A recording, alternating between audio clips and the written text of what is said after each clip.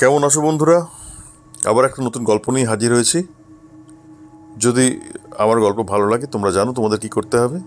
আমার চ্যানেলটা সাবস্ক্রাইব করো, লাইক করো, শেয়ার করো, আর কমেন্ট করে জানিও আমার গল্পগুলো তোমাদের ভালো লাগছে কিনা। আজকের গল্পের নাম ক্লোড সেটিং। লেখিকা পিয়ালি চ্যাটার্জি মল্লিক। শুরু করি আজকের গল্প, ক্লোড সেটিং। নতুন ভাড়া বাড়িতে প্রথম রাত সমরের।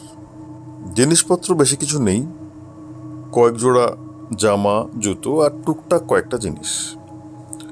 2 মাস আগে অনিশ্চিতকালের জন্য কারখানাটা বন্ধ হয়ে যাওয়ায় কাজের খোঁজে ভিন রাজ্যে চলে আসার সিদ্ধান্ত নেয় সে।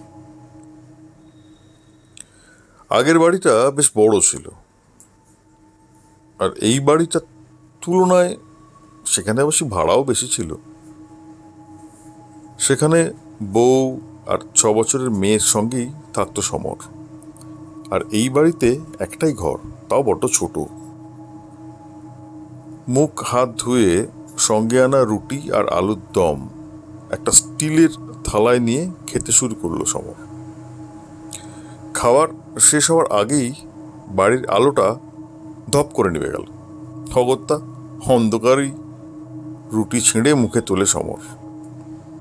দুগাল খাওয়ার পরেই তার হাত থেকে থালাটা পড়ে যায়। একটা ক্ষীণ চাপা হাসির স্বর এসে ধাক্কা লাগে তার কানে। ধীরে ধীরে স্পষ্ট হয় হাসিটা। না, একজন নয়, দুজনেই হাসছে। এ তো দুজনের হাসি। এ হাসি সমরের খুব চেনা।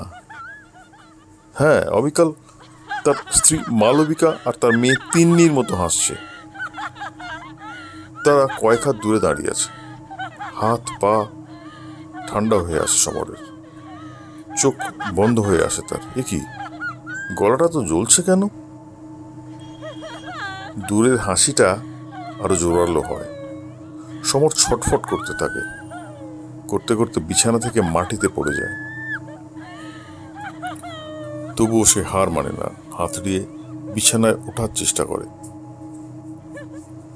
এবং তখনই কারোর হিম শীতল হাত এসে ধরে তার গলা। দম বন্ধ হওয়ার আগের মুহূর্তে সমর শুনতে পায় কিছু কথা। মা, এখন থেকে বাবা আমাদের সাথেই থাকবে, কি বলো? হ্যাঁ তিন্নি, এখন থেকে আমরা 3 জন একসাথেই থাকব।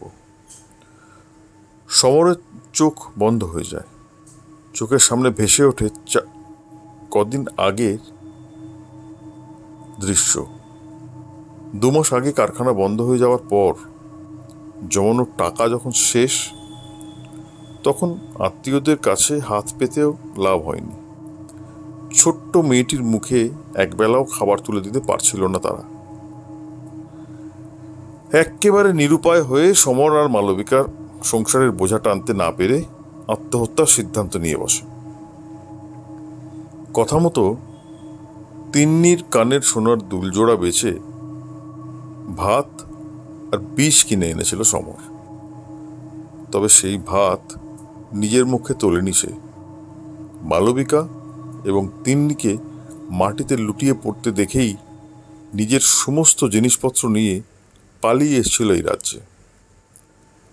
তদন্ত করার পর পুলিশও আত্মহত্যা বলে কেসটা বন্ধ করে দিয়েছিল। তবে সঠিক বিচার আজ পেল মালবিকা আর তিন্নি। পরের দিন সন্ধ্যায় সমরের মৃতদেহের পাশে